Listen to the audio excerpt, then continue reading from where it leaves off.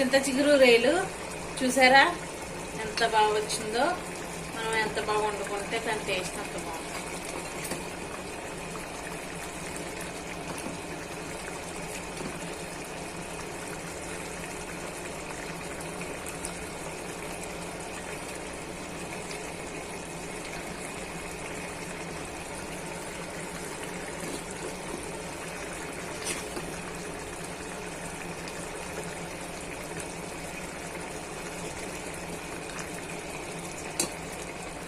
చింత చిగురు రొయ్యలు చూసారా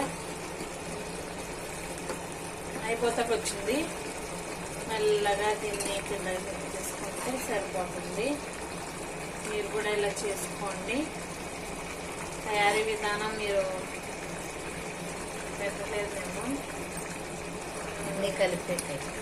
అన్నీ కలిపి చేసుకున్నాము. అన్నీ కలిపి పెట్టాలి. అన్నీ కలిపి పెట్టాలి.